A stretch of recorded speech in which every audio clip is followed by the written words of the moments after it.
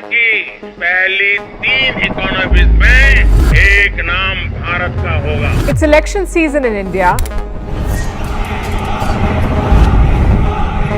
The country routinely holds the largest democratic exercise on earth. India's blockbuster Prime Minister is gearing up for another election. आपके सपनों को पूरा करने के लिए मेरा पल पल आपके नाम। ये चुनाव वोट वाला चुनाव नहीं है, ये चुनाव हिंदुस्तान को बचाने वाला चुनाव है।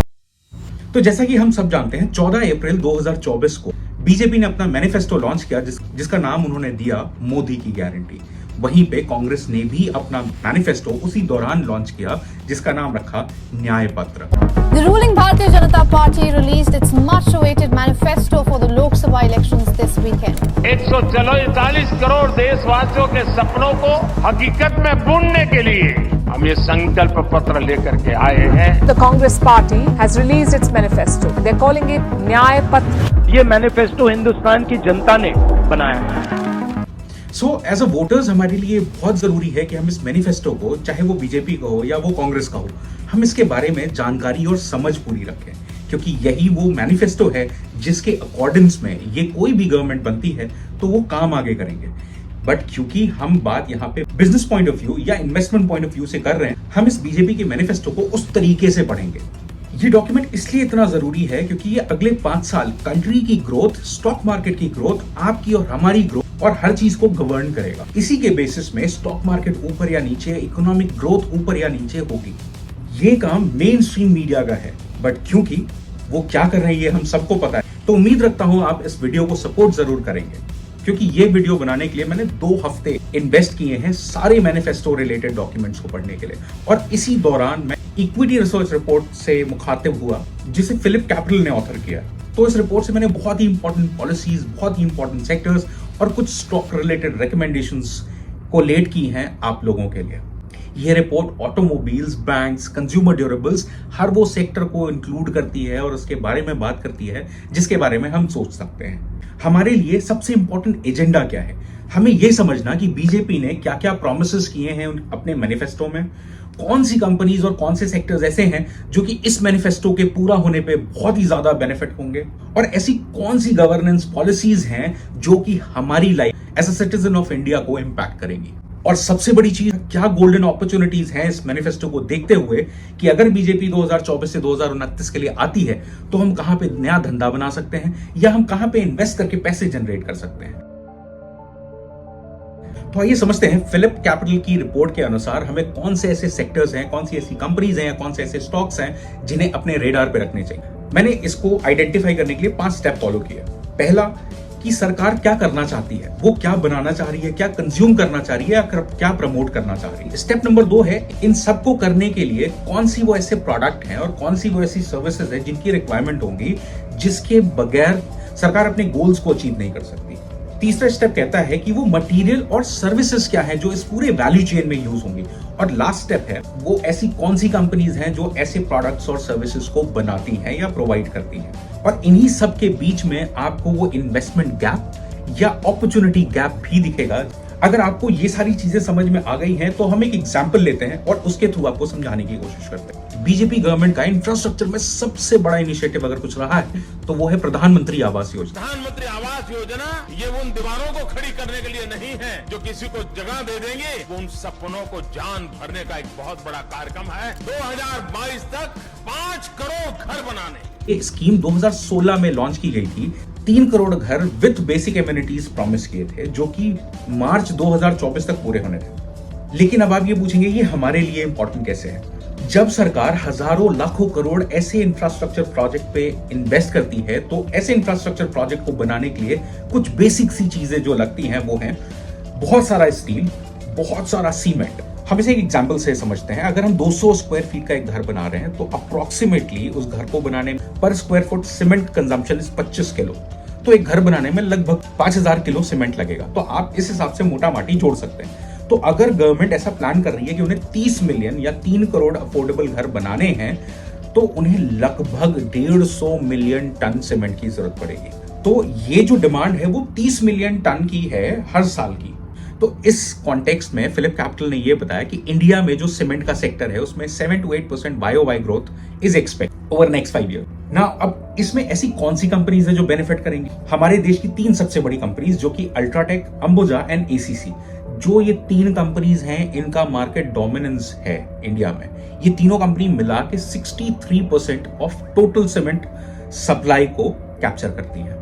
अब मैं क्योंकि स्टॉक का नाम ले रहा हूं तो आप प्लीज इसे स्टॉक एडवाइस मत समझिए, मैं स्टॉक एडवाइस नहीं कर रहा। आप स्टॉक में इन्वेस्ट करने से पहले अपना ड्यू डिलिजेंस कर लें, बट ये मैं उन रेफरेंसेस को दे रहा हूं जो फिलिप कैपिटल की रिपोर्ट में है, और ये content is only for educational purpose. अगर आपको ये समझ आ चुका है तो आगे बढ़ते हैं। जैसे हमने अफोर्डेबल हाउसिंग की बात करी, वैसे ही हम बात करते हैं नेशनल हाईवेज की। हमारी सरकार हर दिन 28 किलोमीटर का नेशनल हाईवे बना रही है, जो कि 10,220 किलोमीटर हर साल का होता है, और 5 साल में ऑलमोस्ट 51,100 किलोमीटर के हाईवेज बनने हैं। अगर हम सिंपल से बात करें इस पूरे 51,000 किलोमीटर ऑफ हाईवे के कंस्ट्रक्शन के पीछे, तो हर 7 मीटर वाइड की सड़क अगर हम 1 किलोमीटर बनाते हैं तो 1000 टन सीमेंट लगता है। तो अज्यूम करते हैं कि सरकार सिर्फ 2 लेन की नेशनल हाईवेज बनाएगी 5 साल में, तो cement consumption 28 kilometre per day के हिसाब से लगभग 51 मिलियन टन होगा।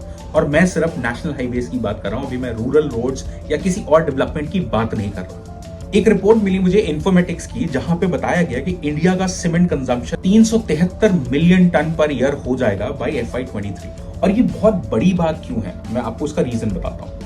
अगर हम प्रोडक्शन कैपेसिटी की बात करें इन 3 बड़ी कंपनीज की, जो कि अंबुजा, ACC एंड अल्ट्राटेक है, अगर हम प्रोडक्शन कैपेसिटी की बात करें तो नंबर 1 पे आएगा अडानी ग्रुप, जिसकी 2 कंपनीज हैं ACC एंड अंबुजा। इन दोनों की मिला के जो प्रोडक्शन कैपेसिटी अल्ट्राटेक की 146 मिलियन टन है। तो अगर ये 3 कंपनी 63% ऑफ द मार्केट को केटर करती हैं, तो भी इनके पास जो टोटल कैपेसिटी है वो 223 मिलियन टन की है। तो आप ये चीज समझ पा रहे हो कि इंडिया में जैसे जैसे सीमेंट का कंजम्पशन बढ़ेगा, सिर्फ ये 3 कंपनीज नहीं, इंडिया में सीमेंट की वो सारी कंपनीज जो कि अपने ऑपरेशंस को स्केल कर सकती हैं और गवर्नमेंट को डायरेक्टली सेल कर सकती हैं, सारे बेनिफिट होंगे और हर तरफ ग्रोथ आएगी। Most of the cement stocks are on the move, and just as we speak, some of them are the high point of trade as well. Cement should do very well. The government spending on both commercial and real estate and developing a lot of the infrastructure is going to see cement companies do well. तो अगर ये cement sector is very very clear to you, तो अब हम चलते हैं steel की तरफ। अगर हम गवर्नमेंट के आंकड़ों की बात करें, लगभग 13 मिलियन टन स्टील हमें लगेगा जो अफोर्डेबल हाउसेस सैंक्शन है उनके लिए। प्लस हम 1200 से ज्यादा रेलवे स्टेशन को रिवैम्प कर रहे हैं, हम बुलेट ट्रेन की बात कर रहे हैं, हम न्यू एयरपोर्ट्स की बात कर रहे हैं, और सबसे बड़ी बात, हम नेचुरल गैस कनेक्शन को घर घर पहुंचाने की बात कर रहे हैं। तो इंडिया की स्टील डिमांड जो है वो गवर्नमेंट ही स्काई रॉकेट कर देगी, हमें और किसी डिमांड की जरूरत ही नहीं पड़ेगी। 2023 में FY 2023 में इंडिया की टोटल स्टील डिमांड थी 120 मिलियन मेट्रिक टन, और यही डिमांड FY 24 तक 190 मिलियन मेट्रिक टन पहुंचने की उम्मीद है, और बेस्ट केस सिनेरियो में तो 230 मिलियन मेट्रिक टन पहुंच जाएगी। बट आपको पता है इंडिया की जो प्रोडक्शन कैपेसिटी स्टील की है वो 135 मिलियन टन ही है सिर्फ। तो इसका मतलब आप समझ रहे हैं, अगर हमारी सारी स्टील कंपनीज अपने 100% कैपेसिटी पे भी परफॉर्म करेंगी या स्टील मैन्युफैक्चर करेंगी, तो भी हम लैक करेंगे डिमांड फुलफिल करने के लिए। फिलिप कैपिटल की रिपोर्ट के हिसाब से चले तो कुछ कंपनीज जो उन्हें लगती हैं बहुत ही ज्यादा वैल्यू फॉर मनी है, वो है APL Apollo, JTL steel, Surya steel and hi tech steel. इन सारे स्टॉक्स के ऊपर मेरा सबसे पसंदीदा स्टॉक इस सेक्टर में है Tata steel. To cut the long story short, आप एक चीज आपको बहुत क्लियर होनी चाहिए कि steel and cement are the 2 sectors which will see tremendous growth in next 5 years if BJP comes in power. Problem ये है, कहानी यही खत्म नहीं होती। अगर हम पक्का हाउस दे रहे हैं तो उसके साथ की एम्यूनिटीज भी हम देंगे। Amenities in terms of water connection, LPG connection, electricity connection. BJP ने ये सारे कनेक्शंस को भी प्रोवाइड करने के लिए अलग अलग इनिशिएटिव्स लॉन्च कर रखे हैं, क्योंकि इन सब के बिना आप पक्का घर लेके भी क्या करोगे। तो अगर हम इन पाइप्स के बारे में थोड़ा सा स्टडी करके देखें तो हमें चाहिए होती हैं डक्टाइल आयरन पाइप्स, HSAW, और हेलिकल सबमर्ज्ड आर्क वील्डिंग पाइप्स, और आखिरी में प्लास्टिक पाइप्स, जो कि इन सारी प्रोसेसेस को सपोर्ट करने के काम आएंगे। अब ये पाइप वैरायटी ऑफ पर्पसेस के लिए यूज हो सकती है, जैसे वाटर सप्लाई हो गया, प्लम्बिंग हो गया, गैस डिस्ट्रीब्यूशन हो गया, टेलीकम्युनिकेशन केबल को ट्रांसफर करने में भी काम आती है। अब कौन सी कंपनियां हैं जो इनसे बेनिफिट हो सकती हैं? ऐसे इनिशिएटिव्स हैं जिंदल सॉ है, वेल्सपन कॉर्प है, इलेक्ट्रो स्टील कास्टिंग है, हाईटेक पाइप्स है, जिंदल ट्यूबलर है, सूर्य रोशनी है एंड एपीएल अपोलो।